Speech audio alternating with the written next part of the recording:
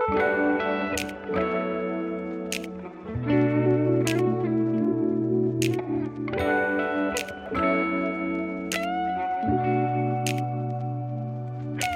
I got some yeses. Okay. Yes, yes, yes. All right, perfect. So, welcome you all to Duplex House Hacking. And this is about living in one unit, renting the other. This can be done, however, with a triplex. But because we just recently did it, we wanted to actually go through and talk about the process because it applies to any multifamily in the same situation.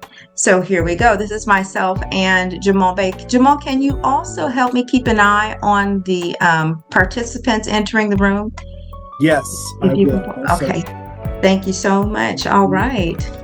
So next, this is what you're going to learn today: how to buy a duplex, live affordably, and build long-term wealth. We're going to tell you how that all works together and why this isn't brand new. This has been around for a long time, but right now in this current market, I've been telling everybody the real estate market right now is on sale. And I'll tell you a little bit more about what I mean by that soon. So what else you're going to learn is financing options and loan programs. Jamal's going to go into depth about that and how to make it work with this. How rental income helps you qualify. And we're going to share a real buyer success story with you. So, myself, I'm Keisha, Agent Key Matthews, broker and owner of Matthews and Company Realty Group. 21 years, going on 22 years in real estate. I am also the host of Selling Sacramento on 97.5 FM KDEE, Wednesdays from 1 to 2 p.m., and new co-host of a show called Politics with Jay King on Mondays from 1 to 3 p.m. Jamal, introduce yourself.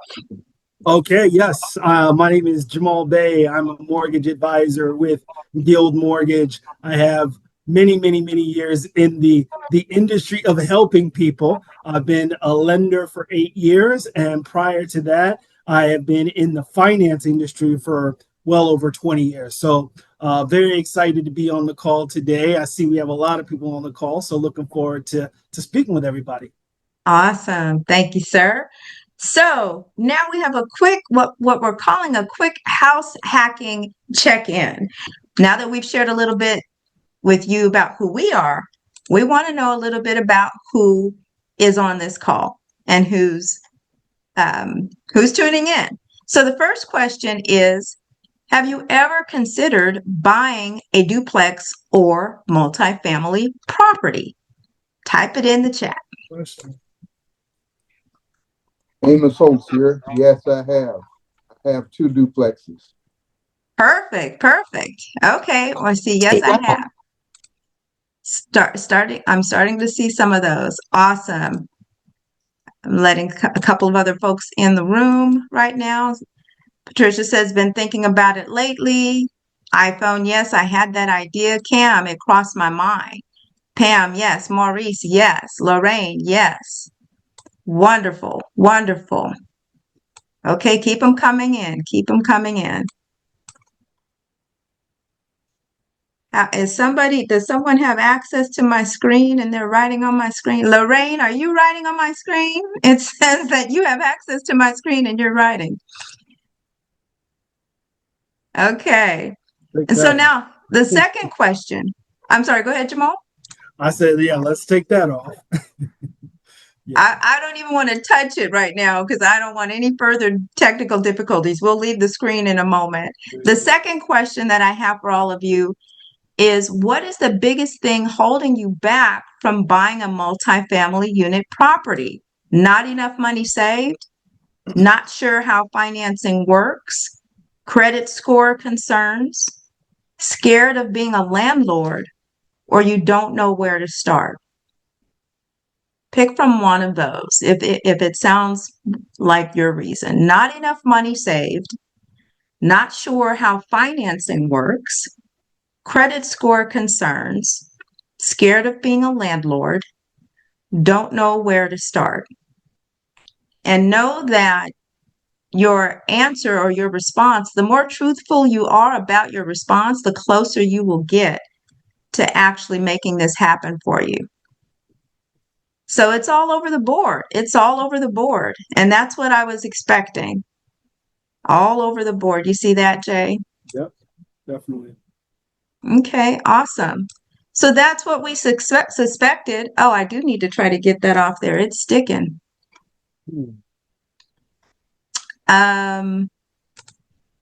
Anybody know how to erase stuff off the... Like clear all drawings. Oh, there you go. Who did it? Somebody did it. It's gone. Thank you for whoever did that. It's okay, Lorraine. We got you. All right. So, what is duplex house hacking? You live in one unit, rent out the other, cover or reduce your mortgage, build equity, and start investing. Let me go back to this. So let's talk about really quickly, live in one unit and rent out the other. You hear that, but you may not understand. Lorraine, if you don't keep off my board, just stop whatever you're doing. Jamal, try to see if you can get in there and revoke Lorraine's board privileges. So living in one unit and renting out the other, I'm just going to do some real basic math for you, but Jamal is going to go into detail. When you purchase a duplex, the price of the cost of the house, if you're financing, also comes with a loan. That loan comes with a monthly mortgage payment. That mortgage payment is averaging anywhere from $3,000 to $5,000 if you're looking at a duplex in a decent area. Am I far off from that monthly mortgage amount? You're very close. Mm-hmm. I want you all to type for me in the chat, just throw out the number off the top of your head, an average amount of rent these days for a decent place. What is the amount of rent that people are paying? Are we starting to see $3,500? 3,500. What'd you say, Denisha? How many bedrooms? 3 bed, 2 bath? 2 bed, 2 bath? She was trying to figure out how to chat. No worries. 2,500, 1,500, 2,800. Okay, so do you all see these numbers? 2,800. So if you've got a duplex that you've purchased and you have a mortgage amount of $4,000, I'll take Denisha's amount or Tam's amount or Sequoia. You subtract 2,000 anything from that. That leaves you with a balance of 2,000. So if you're going to be paying rent of 2,000, why not own the place where you live? Let somebody else help you pay that, because that's the difference. If the mortgage payment is $4,000, that 2,000 from the mortgage payment is paying half of it. And in addition, Jamal is going to get into it even deeper, because that person's mortgage payment, the lender will actually use about, is it 70% to help you qualify, using it as income before you even purchase it to help you qualify for a larger purchase amount. So some of you might be thinking, well, how can I afford to purchase something that large? When you find the home and you look at the rent amounts for that home, 70% of those rents can be added as your income when you apply. But I'm getting into Jamal's lane, so I won't go into that. So that's how you live in one unit, rent out the other. That's how you cover or reduce your mortgage. And that is how you start building equity and start investing. The other key component of this is it's important that you live in one side, because you qualify as an owner occupant versus an investor, and you get a lower rate. I'm stepping all over Jamal's thing, but he's going to go into it deeper. I'm just touching it. Once you get in, you live there for a certain period of time, but you don't stay, because the end game is that you wash, rinse, repeat. You do it again. You put another tenant in where you are, and you go find another duplex, and you do it all over again. In 5, 10, 15 years, you have now started building that equity. You start building equity the day you buy it, but you start building assets and a portfolio if you keep going. So I want to say this too. As we're talking, if you have questions, please put them in the chat. We're going to get to the end and do a Q&A where you'll have an opportunity to ask. We're going to answer your questions that are in the chat. So I need to keep going and be quiet because we are 20 minutes in, but Jamal was late. So there's that. So this is where Jamal takes over discussing FHA financing. Okay, people. So what we are talking about is something called OPM. OPM. This is an amazing term. Okay. I'm going to put it in the chat just so you guys remember it. OPM, other people's money. Okay. We're going to use other people's money to pay down your mortgage so that one day your mortgage will be free and clear and you'll be able to do something called cash flow, which is another amazing thing, right? Is you can cash flow. And that's the whole point. So you're using other people's money to help you pay down your mortgage, and FHA, the Federal Housing Administration, is going to help you do it. The government is going to help you build wealth. Okay, so FHA goes up to 4 units. Okay, 1 to 4 units is considered residential financing. That's a huge point. If you go to 5 units, you won't be able to do an FHA loan. Okay, so it has to stay under 4 units. 3.5% down for FHA. That's the requirement. You have to put down 3.5%, but I'm going to show you a workaround to that. Okay. 580 plus credit score. So minimum credit score requirement for FHA is 580 if you're putting down 3.5%. If you're putting down more, you may be able to even go lower on the credit score. Okay. But we're going to help you with that if your credit is a little low. Must live in 1 unit for 12 months. It has to be an owner occupied. That's a big thing about this. Okay. You can't use it as an investment property, at least right away, but you kind of somewhat are using it as an investment property, and the lender's still okay with it because you have that additional unit. So that is huge. And then you have 75% of rental income. Keisha already touched on this. So guess what? Let's say you find a property and it's vacant. It's completely vacant. There isn't even anybody else on the other side. We can use the potential rental income, not the rental income from the tenant that you're going to get, but the potential rental income, 75% of that to help you qualify. That's amazing, amazing point. And then the last point is mortgage insurance. All right, so MIP or mortgage insurance, or also called PMI, everybody pretty much knows it as PMI.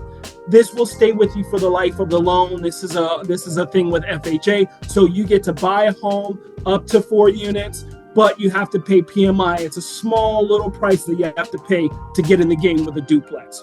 Okay, so let's switch over. So here's another aspect. So we can use FHA, and FHA is really good too if your credit is not the best, right? If your credit is less than perfect, FHA is the way to go.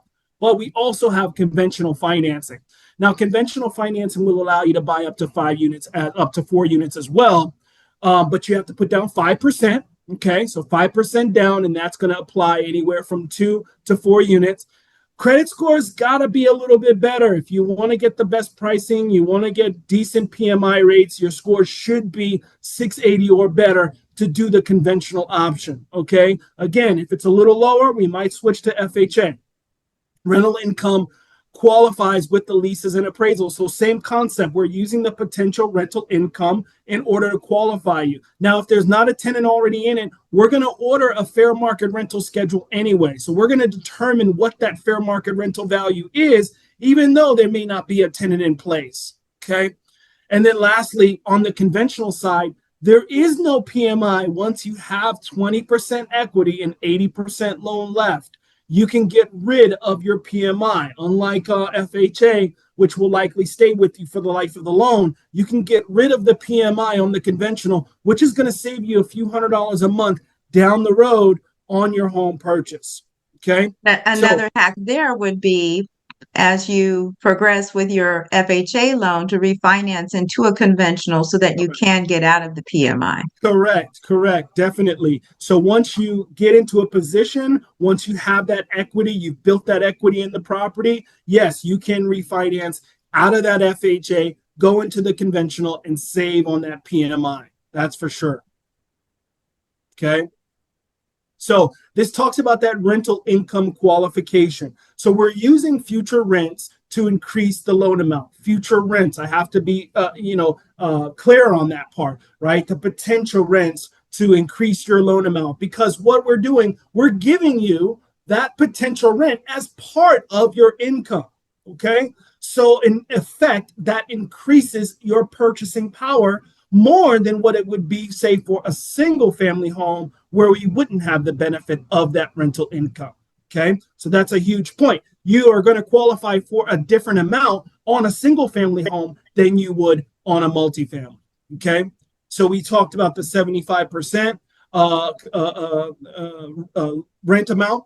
Now, it works even if you're a first-time landlord. So you don't have to have any experience being a property manager or any experience being a landlord in order to take advantage of this. Even if you're a first-time home buyer, even if you're a first-time landlord, you're going to be able to have access to this program. Okay? Oh my gosh, the tax benefits. I wish my CPA was here to talk about this. So first off, I want to preface by saying this. I don't give tax advice, okay? So all this stuff you have to run past your tax person. But there's a lot of tax benefits with home ownership and slightly more probably with buying a multifamily. You get to deduct the mortgage interest and the depreciation. So mortgage interest is the interest that you pay on your home loan every month. When you look at your statement, it tells you how much principal you pay and how much interest you pay. At the end of the year, the bank sends you a 1099. A 1099 is what you give to the IRS and say, hey, IRS, this is the amount of interest that I paid this year to my lender. The IRS says, great, we will deduct this from your taxable income, therefore lowering the amount of taxes that you should pay. Okay, so that's huge. That is huge. I know we tend to shy away from the fact that, interest rates are somewhat higher than maybe they were in the pandemic. But that's a key point that we don't always consider. For most of our W-2 employees, your mortgage interest is going to be your largest deduction. You also get to write off your repairs, you get to write off your insurance, and you get to write off other expenses such as your home office. Okay, that's a big one. That is a huge one. If you have a small business, let's say you're a W-2, and then you have your side business over here, and you're a homeowner, you can write off, let's say 200 square feet of your office space as part of and reduce your taxable liability. Okay, so big time benefits there. All right. So I really want to show you guys how this kind of all comes together in the form of a cost analysis here. So all of my clients, when they get to the phase of getting pre-approved and we put their scenarios together, they're going to get something like this cost analysis.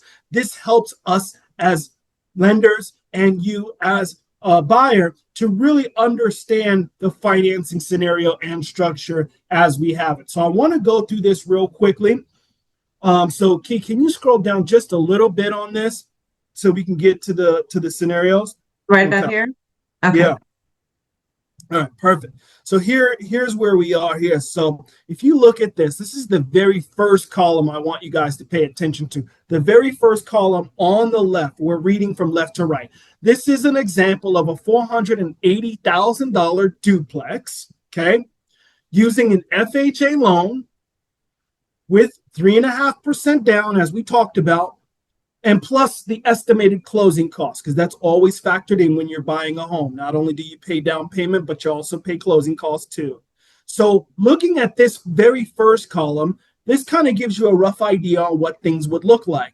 And so I want you to pay attention to a couple of things. One, the payment. Two, the cash to close.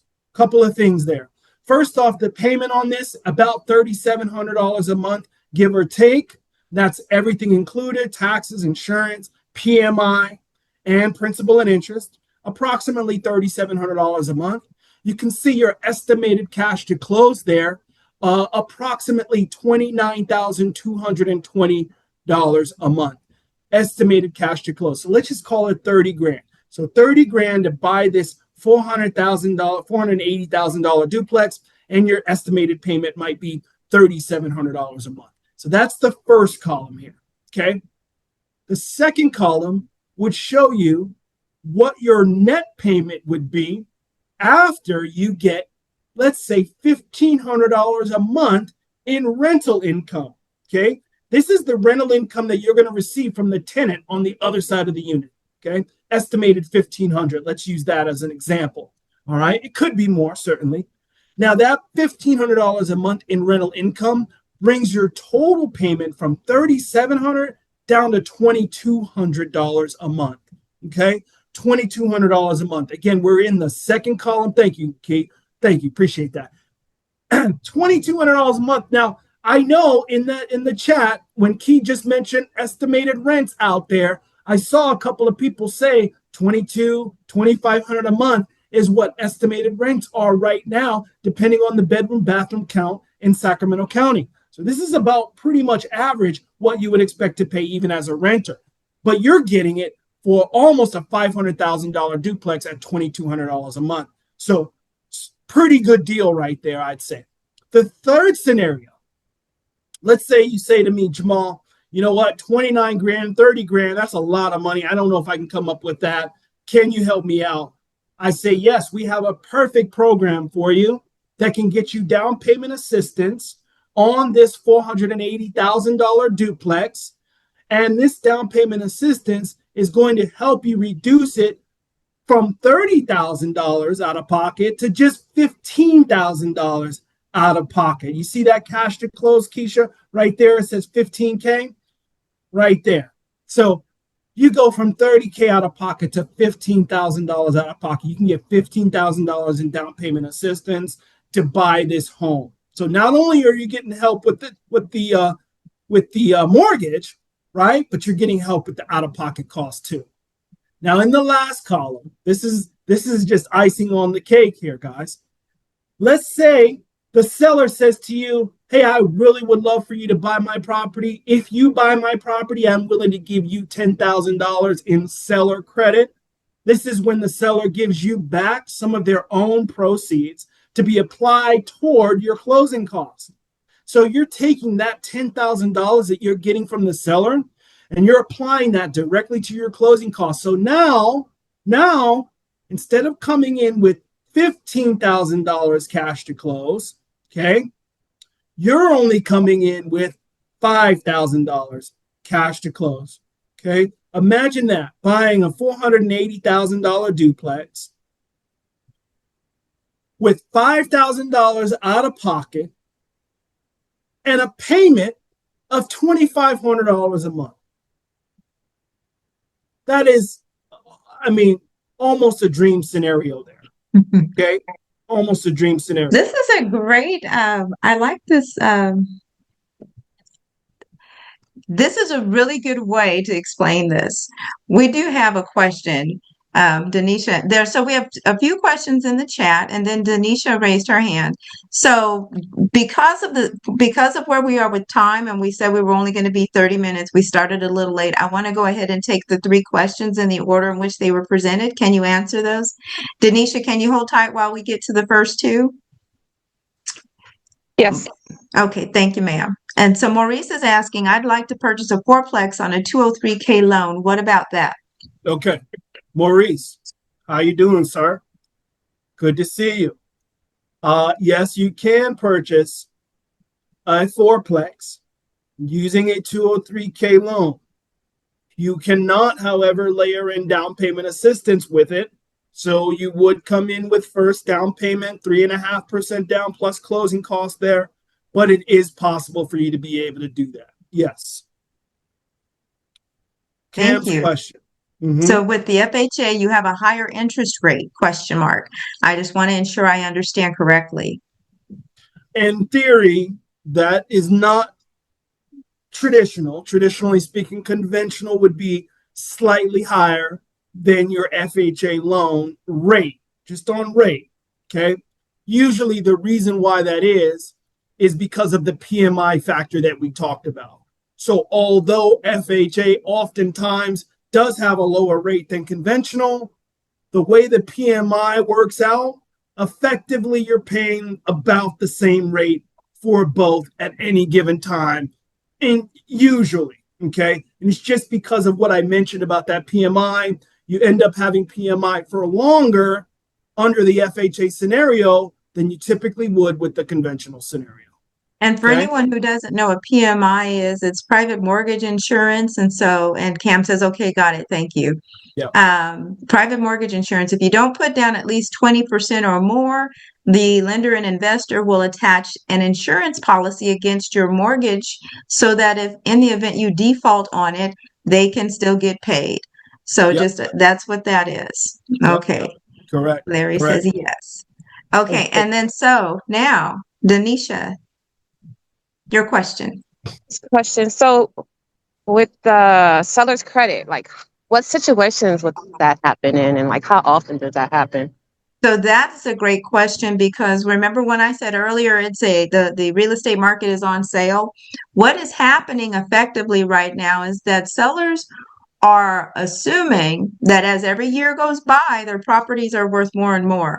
They are not accounting for the settling that's been happening in the real estate market, the impact that the national economy is having on people where their jobs are concerned. Folks are losing their jobs. Interest rates are still high. I've been dating my rate for so long. If he don't put a ring on it, I'm gonna let him go. It's just everything has been held over for longer than it should have been. And so it is placing sellers in the position where if the majority of sellers that are selling right now have to sell. When 9/11, when COVID occurred, the rates were down to as low as 2%, even 1% in some cases. A lot of people locked themselves into those rates, making it impossible for them to sell because if you sell your home and you got that low rate because you refinance, where are you going to go? Your payment is now $1,800. You are not getting another $1,800 payment from anywhere on the house that you probably got that refi on. So people who are selling now have to sell because why? Somebody has died, passed away. Somebody has inherited a property and they don't really want it. You're getting married and you need a bigger house. All your kids are gone and you need a smaller house. All of these different things. Divorce. So people aren't just selling to willy-nilly. You're not just selling because you just kind of feel like a different house.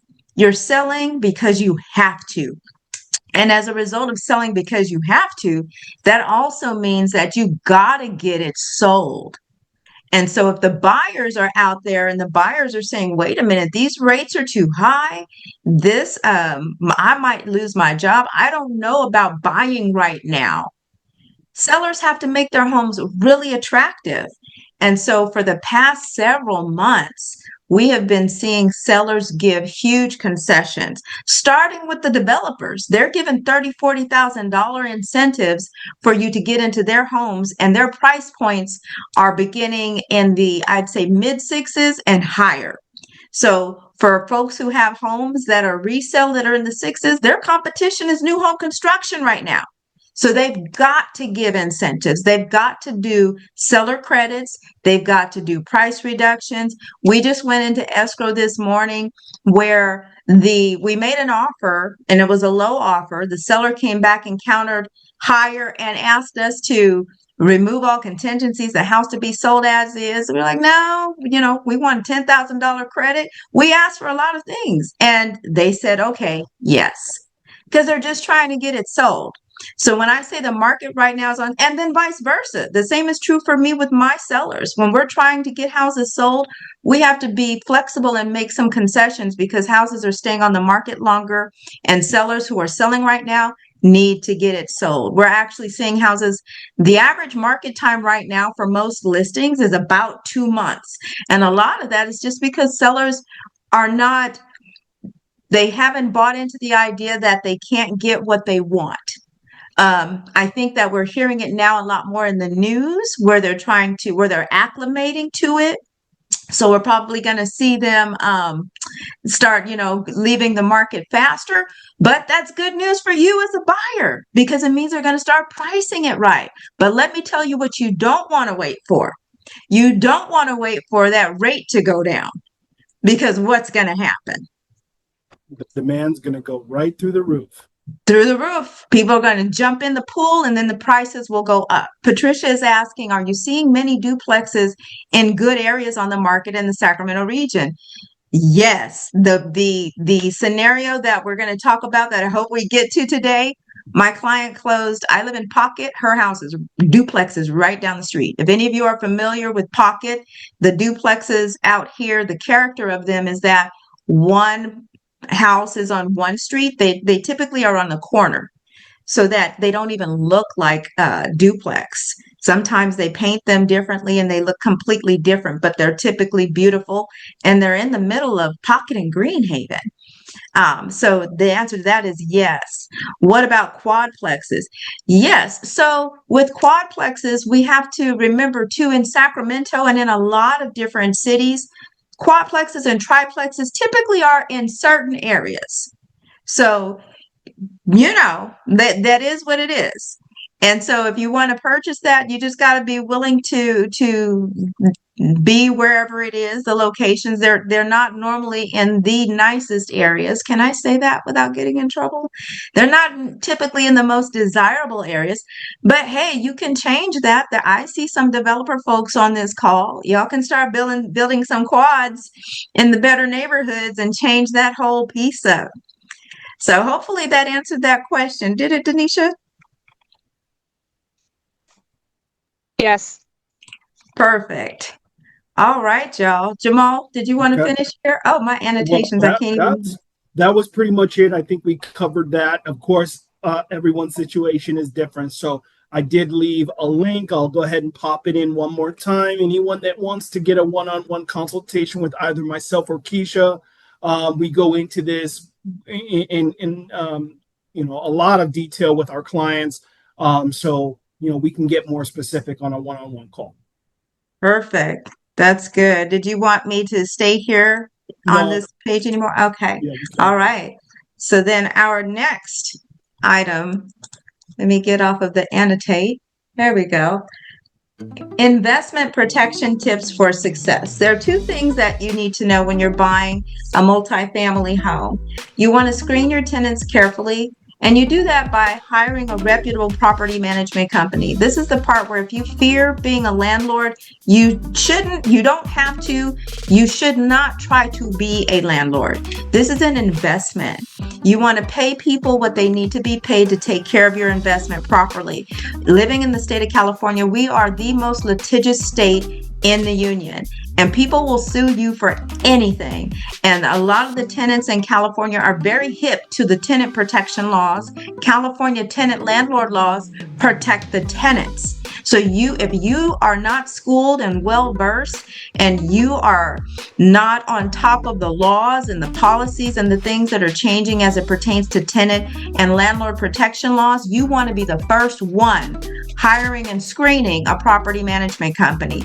I keep several property management companies in my pocket to refer to my clients, and one of them that I normally refer to people just so happened to be the property management company over the property that my recent client just purchased. And so the transition from the previous owner to her was seamless, and they honored the fee that they were charging the previous owner.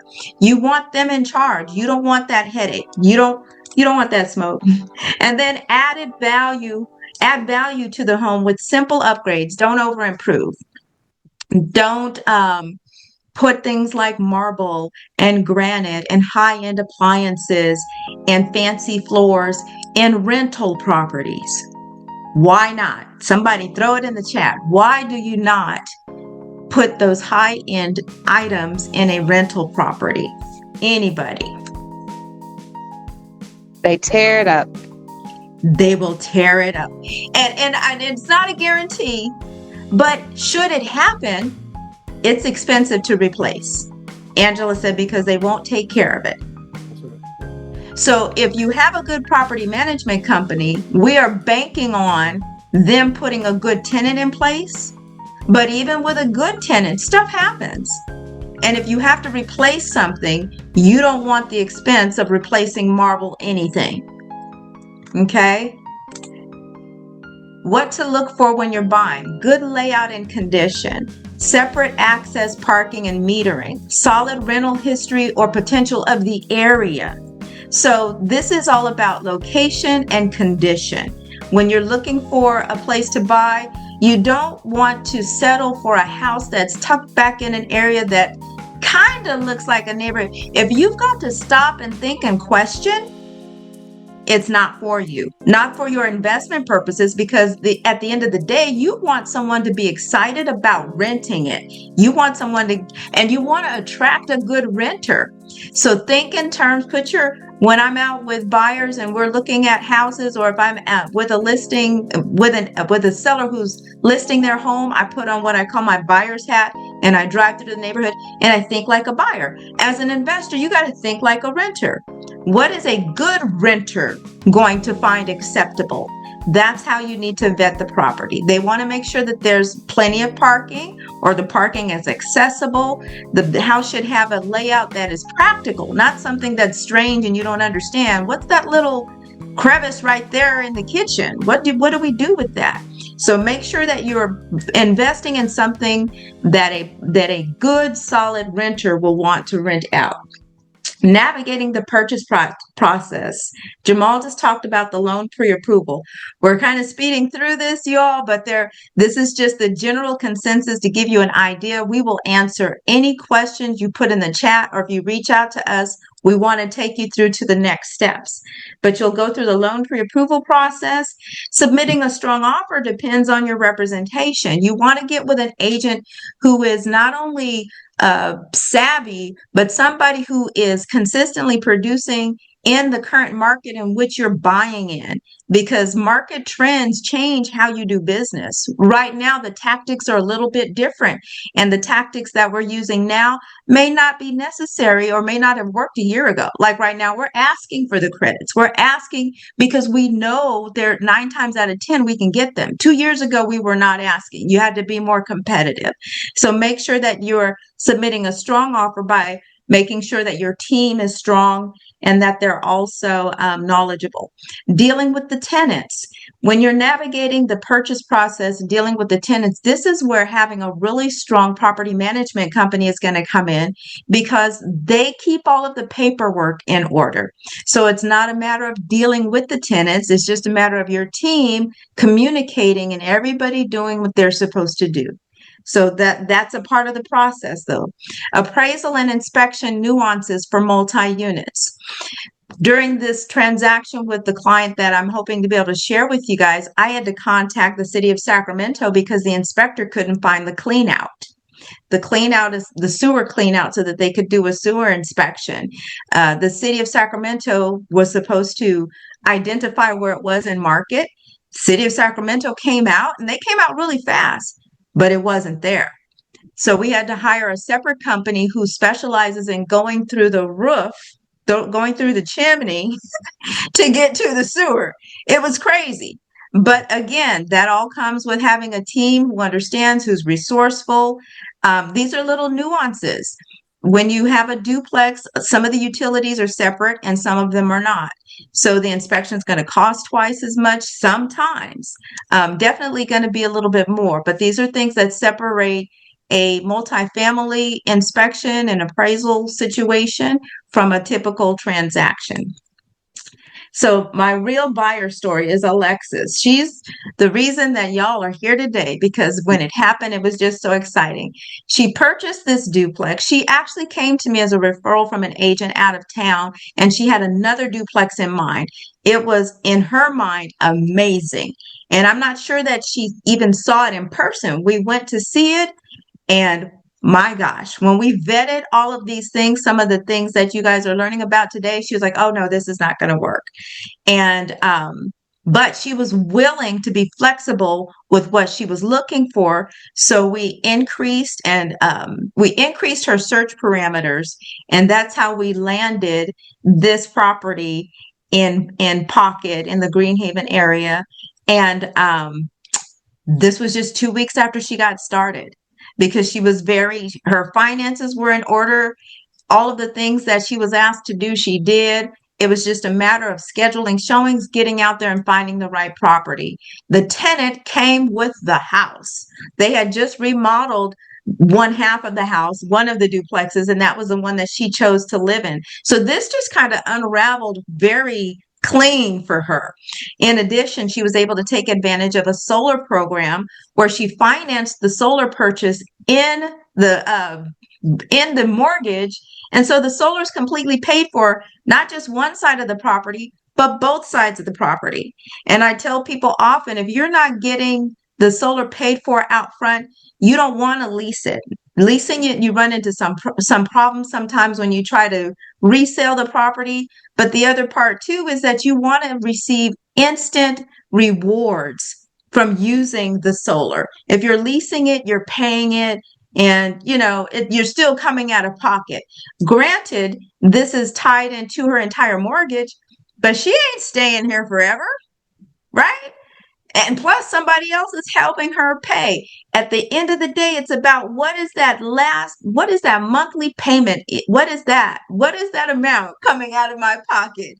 Is it large or is it small? How can I get it as small as possible? So she was able to get her solar rolled right in with this and keep her payment at about what it would have normally been, if it was without it.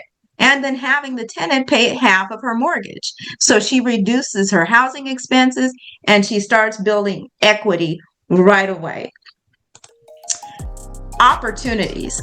This page is here to let you all know that yes, there are, and somebody asked this question in the chat, there are several opportunities available right now. As a matter of fact, while we were preparing for this today, someone reached out to Jamal, and I guess she knew that we were having this, and she's telling us about 2 multifamily properties that she wants to get sold. So right now, these are kind of off the market. We call them pocket listings, and we haven't confirmed it with her yet, but she's been communicating with both myself and Jamal. Plus, I have a couple of others that I'm aware of. So the opportunities are there. It's just a matter of you making a decision to get started. You don't have to be ready to buy today, but you got to put yourself in a position to be ready when the opportunity presents itself. So if you need work on your credit, the only way you're going to find that out is to get with someone like Jamal, a lender partner, who's going to take an application. And don't think of the application as, okay, if I take the application, they're going to look at my credit, they're going to mess it up, and I'm not even ready. No. The application part is for you to get ready. Fill out the application because they're going to take a complete financial snapshot to figure out where you are to help you get to where you need to be, right? So you want to take the application because they're going to see what you have coming in, what you have going out, and they're going to help you fill in the blanks. Jamal is going to be able to run scenarios to say, hey, if you do this, if you pay off that, or if you get this much more money in, if we use this program, it looks like you qualify for that. He won't be able to do that unless you actually complete the application so that you can get on the path to creating a map to get you to where you need to be. Okay, so that's what that opportunities page is about. Now we're at the Q&A. We've kind of answered them already. We are 52 minutes in when we were supposed to be done 20 minutes ago, but I won't keep going there, Jamal. Time flies when you're having fun, But you know what I wanted to just add on? Yes. We have a few more minutes. I wanted to go back to some of the things that the participants brought up as some of the potential obstacles, right? Not knowing where to start, not knowing if their credit score is good enough, okay? Money saved, the amount of money that is needed, okay? Not enough money saved, right?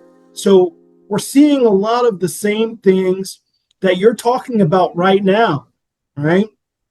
These potential obstacles don't actually have to be obstacles, right?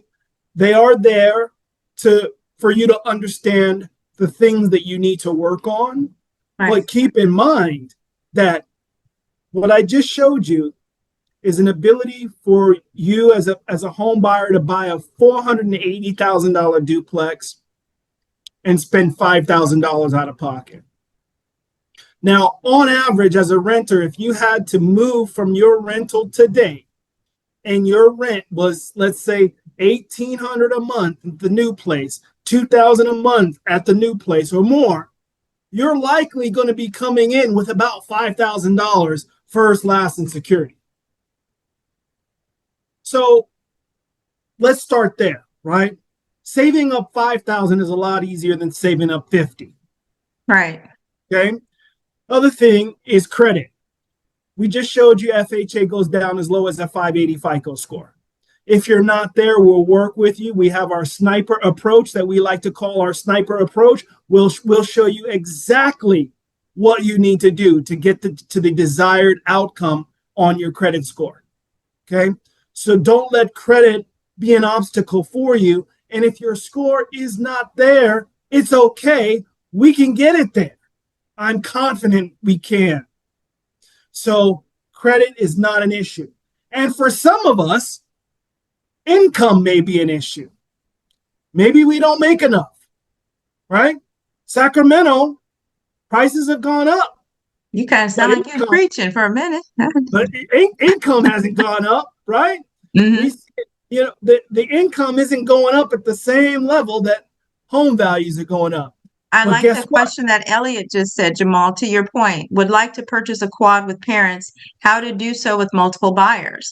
So that's the thought process. That's the kind of creative thinking that you want to contemplate. If you haven't thought about it before, is there a relative, someone, I know we kind of get queasy about buying stuff with our relatives, but we're talking about trying to build a solid foundation for the future, and really trying to, if this current administration has its way, our entire way of life will more than likely look different in a couple of years, in 4 years. And you might really have to be considering living with somebody to make ends meet. And that is not a far stretch from the truth.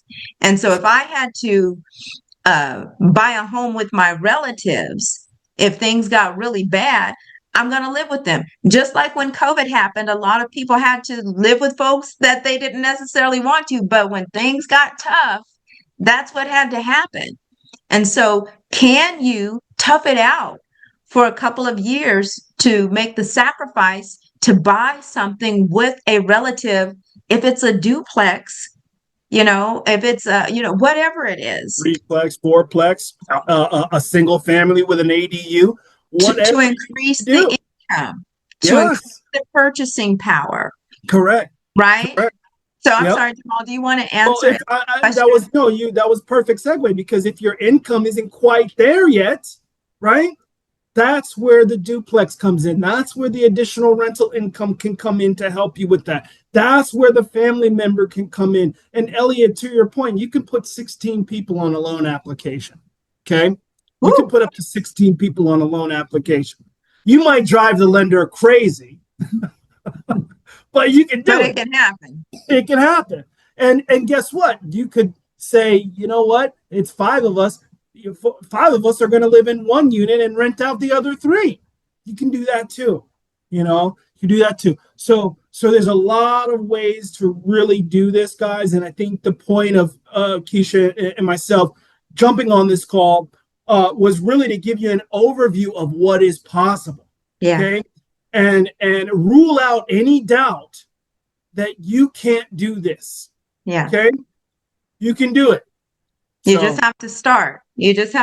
So next steps would be to schedule either a discovery call with myself, apply with Jamal for pre-approval, and then start your duplex journey. You don't have to jump into thinking, scheduling a call with me does not mean that you're ready to buy the house right now. Some of you might be ready to buy it right now, but scheduling a call with me is just to get a little bit more personal, have a little bit more time, and say, hey, here's where I really am. And I do want to map out a plan. I'm tired of thinking about it. I'm tired of seeing everybody else doing it. I want to be the person that actually does it. 1 year from now is going to go by. What is your life going to be like? Are you telling your future self? Are you saying you really want to be a homeowner? Are you saying you really want to be an investor? When do you start? What does that look like? What it looks like is you sitting down with a professional and actually revealing what's going on and mapping out a plan. Maybe the credit score right now is 500 or less. Maybe you don't even have, maybe you have 0 or negative something in your bank account.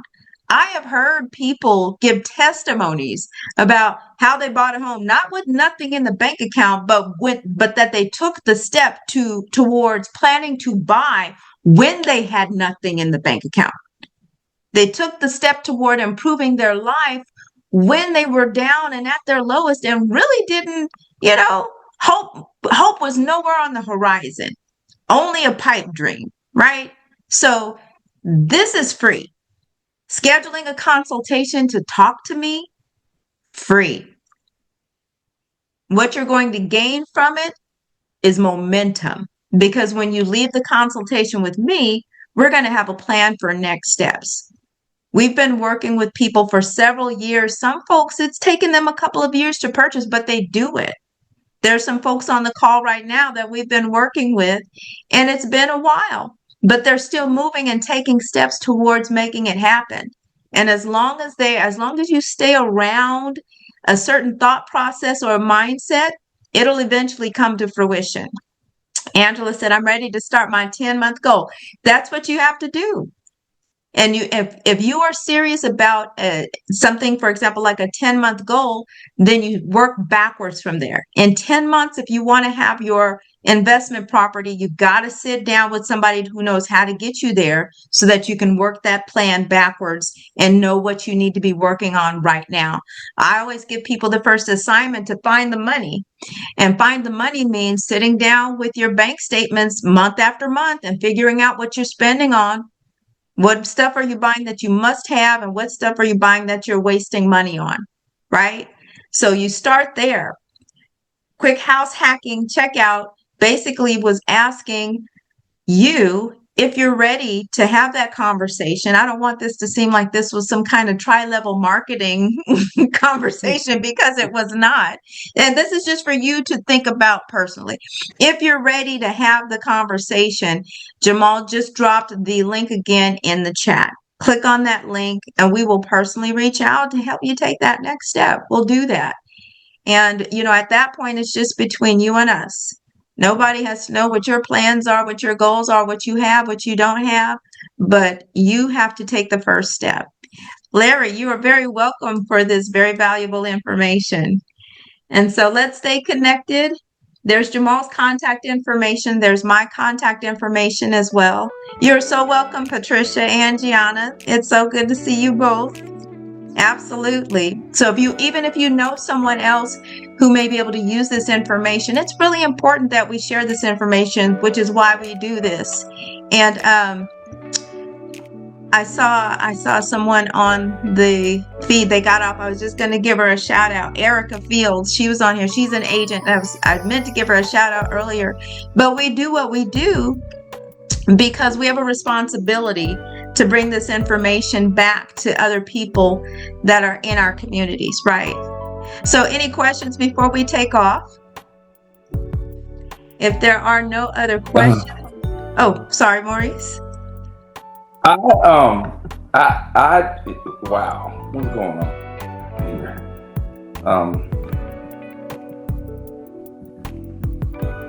Did you have a question, or I just want to say that it is just a thrill to see and hear from you both once again. I'm extremely happy about that. Oh, wonderful. Thank you, Maurice. Well, we always appreciate you. Absolutely. Y'all, we are well past our time. We thank you all for taking your time this evening to spend with us, and we will be here if you need us. And until next time, as I always say on the radio show, y'all, if you're doing what you were created to do, we will see you at the top. Bye, Have everybody. a good evening, everybody.